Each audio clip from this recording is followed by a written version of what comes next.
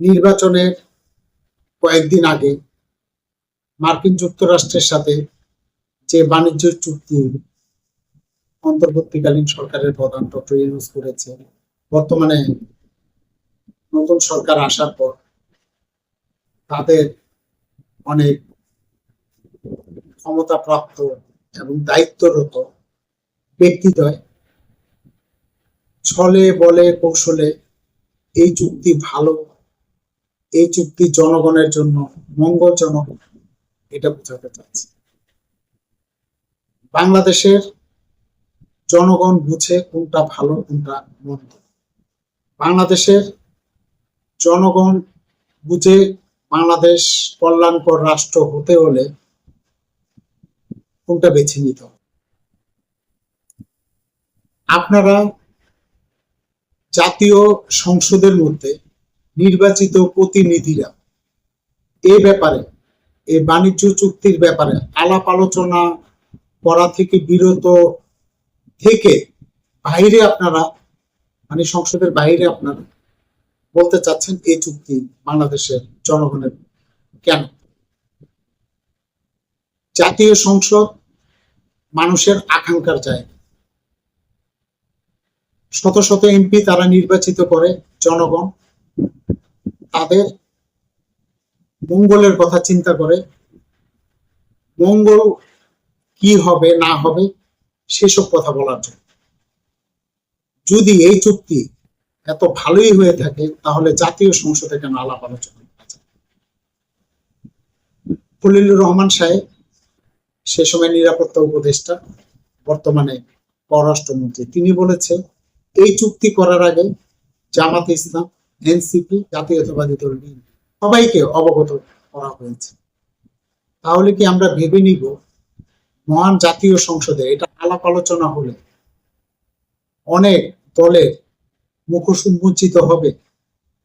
না হলে জাতীয় সংসদের মধ্যে এই বাণিজ্য চুক্তি নিয়ে মার্কিন যুক্তরাষ্ট্রের সাথে যে চুক্তি হলো আলোচনা না করে বাইরে কেন, সংসদের বাইরে কেন আলোচনা করে জনগণকে বুঝাতে চাইছে এটা জনগণের মঙ্গলের জন্য করা হয়েছে? আপনারা একটা সাংবাদিক সম্মেলন করতে পারেন, আপনারা জাতীয় সংসদের মধ্যে বাংলাদেশের জনগণ যেহেতু প্রশ্ন করছে এবং বাংলাদেশের জনগণের মধ্যে প্রশ্ন জাগ্রত হচ্ছে যে এই চুক্তি জনগণের পক্ষে নয়, বাংলাদেশের পক্ষে।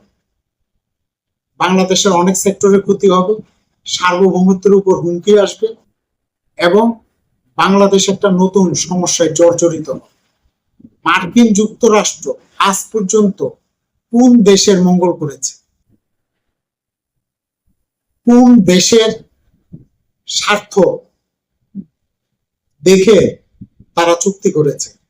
এই যে চুক্তির ব্যাপারে গার্মেন্টস সেক্টরে 37% যে আপনার ট্যাক্সের কথা মার্কিন যুক্তরাষ্ট্র আরোপ করতে চেয়েছিল, এইসব ব্যাপারে মার্কিন যুক্তরাষ্ট্রের আদালতেই তো এটাকে অবৈধ ঘোষণা করা হয়েছে। এটা যদি এই ট্যাক্সের জন্যই যদি এই বাণিজ্য চুক্তি করতে হয়, এই ট্যাক্সের যদি এতই ভালো হয়ে থাকে, এই ট্যাক্স নির্ধারণ করাটা যৌক্তিক হয়ে থাকে, তাহলে মার্কিন যুক্তরাষ্ট্রের যে ফেডারেল যে কোর্টগুলো আছে, আদালতগুলোতে এটাকে অবৈধ করেছে। তাহলে এটা কোন দিক থেকে যুক্তি সম্পন্ন হলো, মানে যৌক্তিক হলো? যেসব দায়িত্বপ্রাপ্ত মন্ত্রী, আমলা এবং দায়িত্বে রয়েছে রাষ্ট্রের, তারা জাতীয় সংসদ একটা আস্থার জায়গা। যারা নির্বাচিত সংসদ সদস্য এর মধ্যে রয়েছে, জাতীয় সংসদের মধ্যে আলাপ আলোচনা করা হোক। বিক্ষিপ্ত ভাবে এটাকে ভালো বলে চালিয়ে দেওয়াটা বাংলাদেশের জনগণকে বোকা করার সামিল। অনুগ্রহ করে এই ব্যাপারে সম্পূর্ণ নিরপেক্ষভাবে জাতীয় সংসদে আলাপ আলোচনা করা হোক এবং বাংলাদেশের জনগণকে রাহুমুক্ত, ভয়মুক্ত করা হোক। সাম্রাজ্যবাদী শক্তি কখনো তৃতীয় বিশ্বের দরিদ্র দেশের বন্ধু হতে পারে। তারা সবসময় কিছু দালাল, কিছু আমলা, কিছু রাজনীতিবিদ ডলারের মাধ্যমে ক্রয় করে তাদের ভয়েস, তাদের কথা তাদের মুখ দিয়ে বলে এবং জনগণে তার পরিপ্রেক্ষিতে পায় অশ্ব ডিম। তারা দেখাও স্বর্ণের ডিম, সেই দালাল প্রকৃতির লোকেরা, কিন্তু আদতে জনগণ পায় অশ্ব ডিম। ধন্যবাদ সকলকে।